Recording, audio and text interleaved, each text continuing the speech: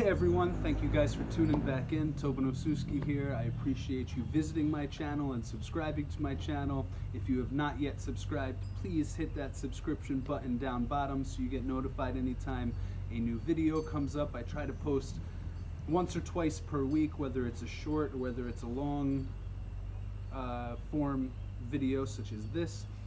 This video today is going to be filed under unique characters of Costa Rica.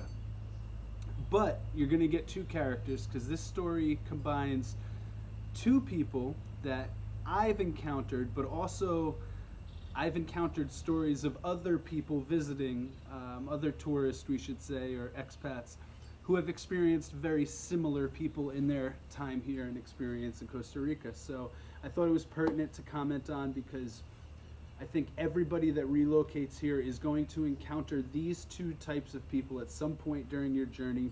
I just happened to encounter them in my first couple of weeks in Costa Rica, probably because I was based out of Jaco, which is a tourist-heavy area. It's also an employment-heavy area, which means people from all over the country and Central America, Nicaragua, Panama, and also South America, typically Colombia, will find their way up to this part of Costa Rica seeking work, whether legally or illegally.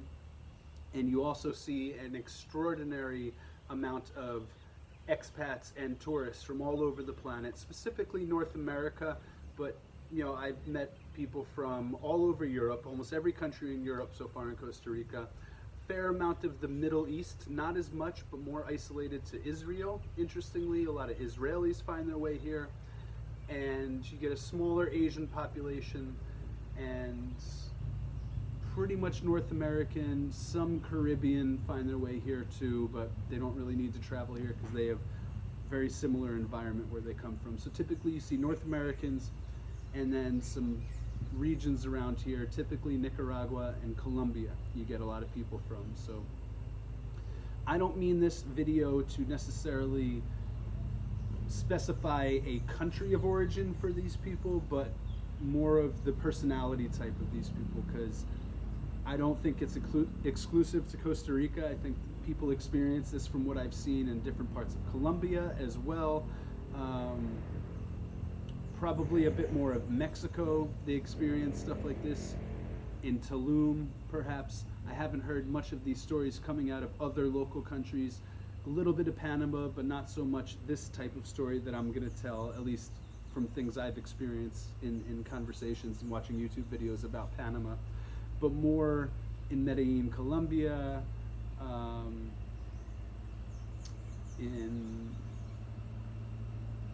a little bit of Nicaragua, definitely in Mexico and Tulum. This is probably a very common situation. And yeah, so anyway, I'm going to tell you a little bit about it. The title of this one, I call it The Cocaine Uber and the Escapist Expat. So these two people both came into my Costa Rican experience at the same time, on the same day, in the same moment, as if they are the type of people that travel together universally. Their souls were always meant to meet and connect and cause trouble for each other and anybody that's connected to them. So without going into too much detail of whom this person may be, because I had considered this person a friend. Unfortunately, people have their own prerogatives in life. They have their own expectations, their own plans, and sometimes they try to infuse those plans and expectations into other people's lives, which I haven't experienced much of recently, specifically in my adult life at all. But you can see this more in childhood, in the sense that parents love to live vicariously through their children.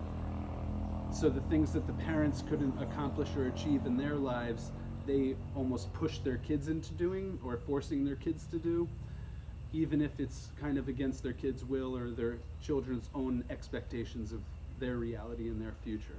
So that said, I had a situation where somebody came from the United States to assist me in getting started here, and you guys have followed my story for a couple of years. This is exactly what I had planned.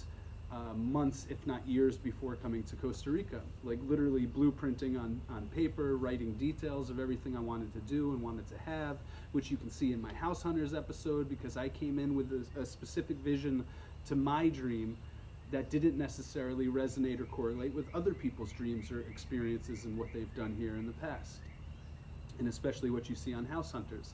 So I had these plans and I had shared them with my gym members for years, with my friends, with my family, and this gentleman, this person being one of those people that I shared this with for years. And in months before I moved to Costa Rica, COVID happened. So we were in the pandemic and you can only associate with so many people, and this is a person I had maintained a relationship with, a friendship with, and we had seen each other every once in a while and kind of discussed, hey, you know, listen, I'm going to do this Costa Rica thing as soon as the borders open up. And he mentioned, oh, I would like to try that too. And that's pretty much as far as it went. So as the time was getting closer to the September date that I was leaving for Costa Rica, you know, the month before that, month and a half, I had to do all the things for the dogs to get them registered so that they could travel and be service dogs and get all their vaccines and stuff that Costa Rica required. At the same time as selling my house in New Jersey, setting up the shipping company to take a container of all my belongings in New Jersey and bring it to store in Costa Rica until I bought a house here. So I was going through a lot of logistics to get my new life set up and kind of close out my old life there. And this guy would come around every once in a while and be like, oh, so it's happening, cool, like maybe I'll come with you for a little bit. And I said, well, listen, some of the houses I'm looking at have extra houses and cabins on the property, and if you're serious about this, I could use an extra set of hands, you know, getting the property set up, getting everything planted, doing some renovations, some construction. I would be more than happy to, you know, invite you in and you help with projects in exchange for a place to stay. And specifically, if I buy one of these houses that I'm looking at, these homes, these properties that have an additional domicile, a cabin or a small house, you could focus your time on renovating that. Instead of paying me rent, use that money to do whatever improvements are needed in that building. And then for as long as a tourist visa allows, you could stay here and do a work exchange. Help me with a certain amount of work per week, and you stay there for, you know, zero rent. Pay for your food, help with the bills. It's a normal equation. It's a normal deal that you would think anybody would be happy to accept. So I thought we had a deal. We had discussed the same thing numerous times over and over, but when I was leaving for Costa Rica, he couldn't come. So I just said, okay, I'm not gonna rely on somebody else. I gotta do this all myself. It's a new country, new culture, new language, new experience, new investment, new community. I've gotta really get myself integrated. I can't rely on anybody. So I focused on being self-reliant, self-sufficient. I'm living in Costa Rica for a couple weeks, and I'm getting messages from this guy, and he's like, hey, I'm gonna come down. I didn't know if it was for a couple weeks or a couple months or what the plan was. So I'm like, all right, cool. I've got this apartment in Jaco. You know, let me know when you arrive. And this is how you kind of get here. And, you know, there's protests going on the highway. You guys can look back at my videos from late 2020. The highways were shut down because of these protests the Costa Ricans were hosting, which wound up being effective for their economy. And I kind of highlight those protests. So look up protests in Costa Rica from 2020 to Obonosuski, and you can find that video. If I can, I'll find the link and put it in the video description below. But point being, he winds up coming at some point in one of these days that there was a huge amount of protests, so the highways are pretty much shut down. And he's calling me now, hey man, I'm kind of stuck, I don't know what to do. I was like, all right, well, I'll start walking up the highway and you start walking down, and at some point we're gonna run into each other because I don't know where you are and I don't really know the area, but there's only one road. So turns out a few kilometers later, which was not that bad of a walk, I wind up seeing him. There's this big crowd of protesters and people there. It may have actually been the day that I was filming that video, but I see him walking through this line of protests where all the cars are stopped and all the trucks are stopped, and he's got his like wheeling suitcase and a couple other bags, and I was like, damn man, like how did you know you would find me? This is a long walk. We still got a ways to go with those bags, and there was no taxis, nobody available or anything, but he was like, oh yeah, I got dropped off by one guy and then another taxi picked me up, like an Uber, And he took me down to the line of where the protest was, and then I walked from there. So I was like, all right, cool. And as we're walking back, he starts explaining to me about the second character that's going to come into play. And we will call this the cocaine Uber. Like, cocaine bear has become popular, a bear that stumbled upon cocaine in the woods of, the Appalachians or something and attacked a bunch of people. Well, this was a cocaine Uber. This was a cover job that a gentleman from Colombia used to acquire clientele, basically tourists. On Uber, you can select yes or no for people booking jobs and stuff like that. And I think he was looking at people that were non-Tico, probably, this is my assumption, tourists. And then as soon as they got in the car, he started offering a cornucopia of drugs that he sold. And I come to learn about this operation because I hadn't experienced anybody like this. I was just doing short little Ubers in and out of Jaco, or walking, or using the skateboard because it was only a couple kilometers. So this person that came from the United States that was coming down to help me explained that he had just acquired a little bit of weed and some cocaine from the Uber driver. And I was like, well, I mean, I don't know if that's the best thing to be doing once you enter a country, but thank you for telling me. And I think it's pretty clear to everybody in the world that's ever known me or met me or seen some of my earlier videos that I have been a marijuana advocate my entire adult life and more. I've smoked since 13, although I don't smoke currently. It's always been a part of my life, and I advocate it for other people that might need it for whatever medical, mental, or physical health reason they may have. But I don't necessarily need it or need to have it in my body anymore because the climate in Costa Rica has eliminated 99% of my neurological pain that I was smoking for as a result of my car accident, and also just made life that much more bearable because life here is good and peaceful. In New Jersey, it's just stressful and dramatic and traumatizing in many ways. So cannabis was a nice, healthy escape from that crazy reality. Here, reality is perfect, so I don't need it for anything. And as a result, some benefits have happened. I have vivid, lucid dreams every night where when I would smoke, I wouldn't really have dreams, or at least remember the dreams too much. So my reality has just gotten much more vivid since stopping smoking marijuana. So if anybody's out there contemplating not smoking anymore and you've been a smoker for a long time, it's only going to benefit you. There's no detriments, I feel. Like I said, I don't have that pain issue. I don't have any joint issues anymore, which marijuana was helping with neurologically in the cold climate of the United States, New Jersey. But I haven't seen any detriments. I haven't had any type of craving for it. Every once in a while, like now once every 2 months probably, I smoke a little bit for a couple days, and it's just, I'm not as productive, I'm not as active, my days start longer, it takes me more coffee to kind of wake up out of that haze, and I'm less productive around the house, to be completely honest. I'm less productive with my music, with my writing, with my online business, and I can't be as focused when I'm doing English classes and things like that because I have to interpret 2 languages and then translate very basic Spanish for people, and then try to really focus more on the English because they're learning English, so me speaking Spanish to them is not helping them at all, although it's good for me to practice. I really have to delineate for a couple hours a day of being not an interpreter but rather an educator.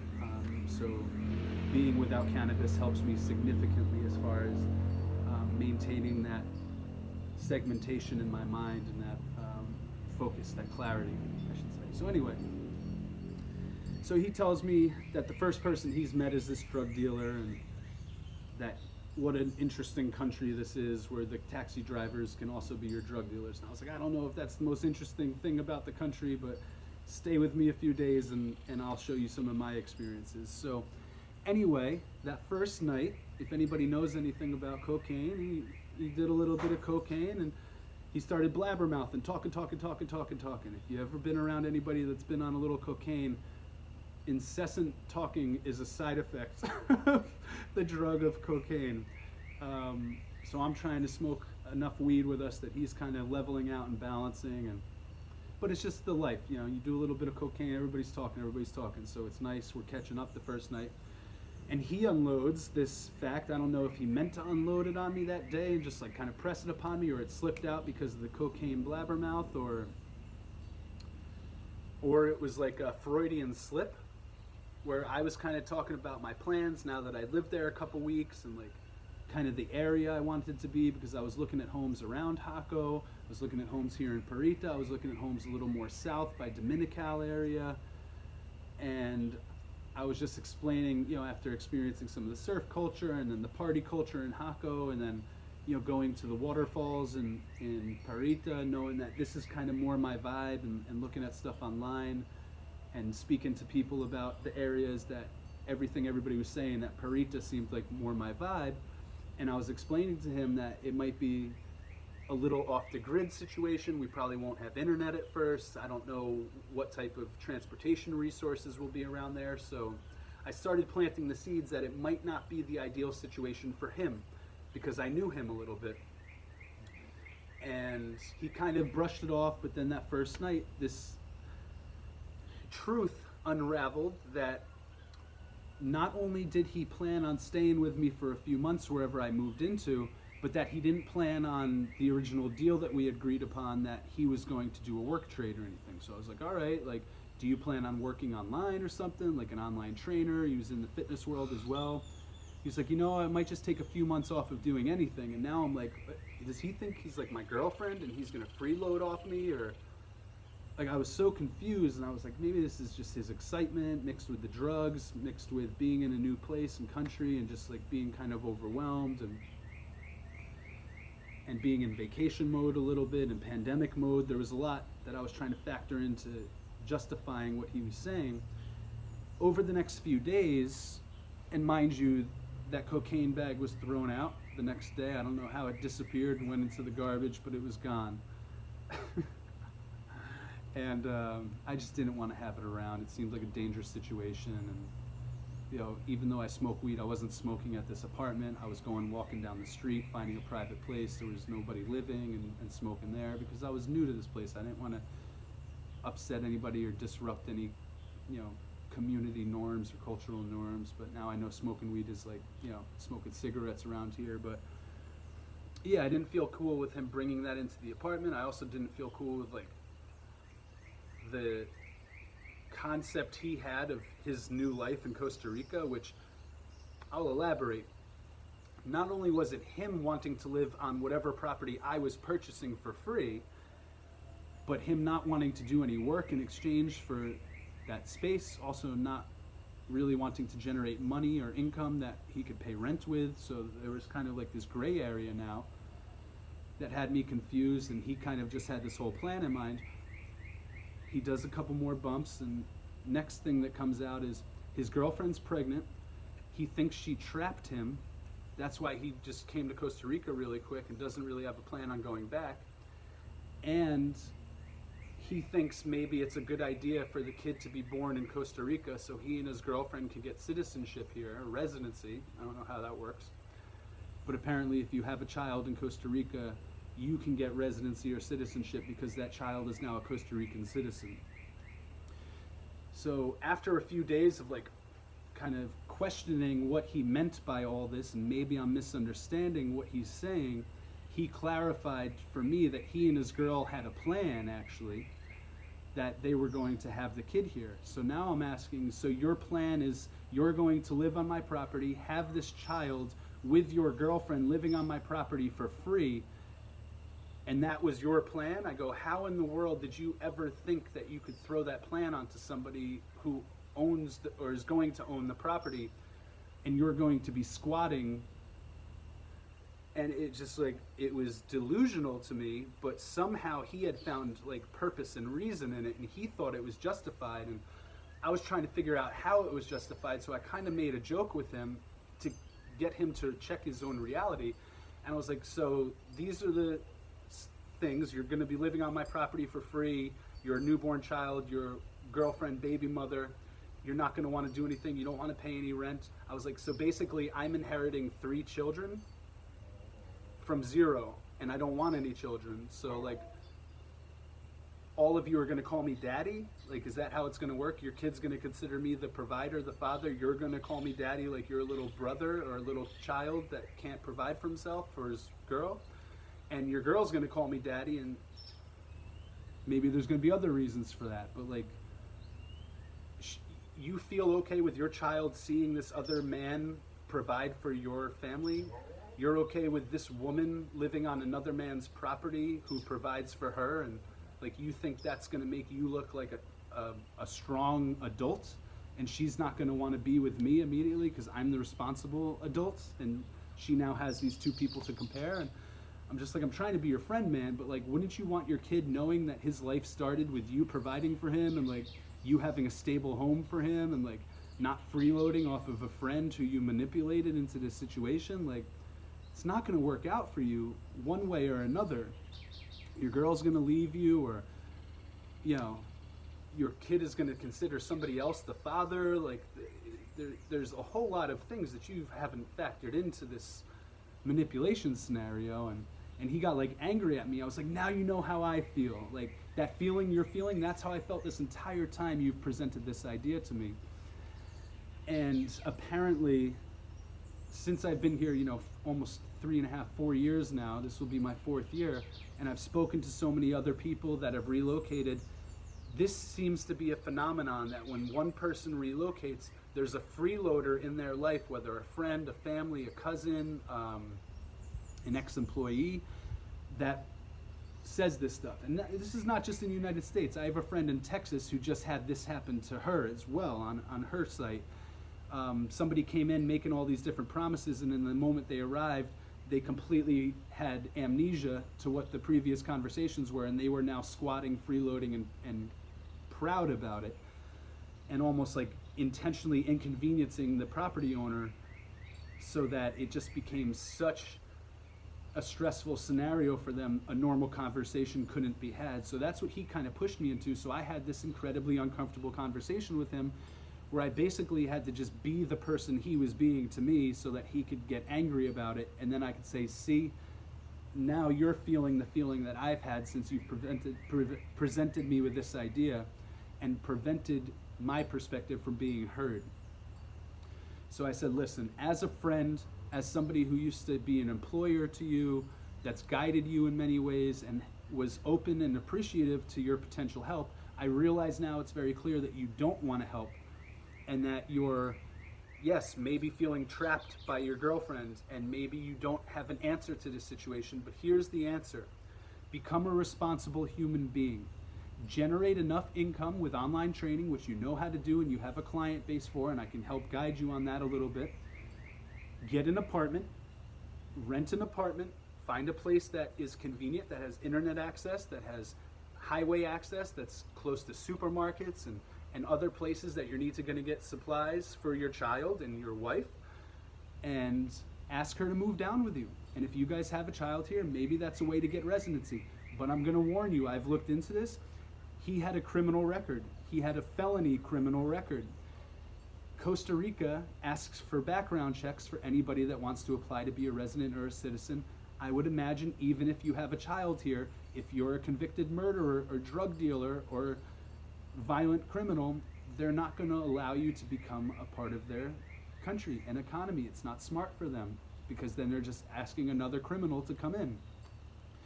What may happen is your girl may get residency because of the child, but they may deny you because of your criminal record, which you know you would get denied if you applied any other way. So I said, just be warned, that may be a possibility for you. So long story short, he finally matured up a little bit and started his own life, working online, getting an apartment, figuring out how to get connected to the community and paying his own bills, maybe learning a little Spanish. And I think his girl came down and they had the kid here, but I do know since they've relocated back to the United States, because Costa Rica is not for everybody, as anybody ever living here or visited here has figured out. The turnover rate is less than 2 years. So he fell right in that statistic, I should say.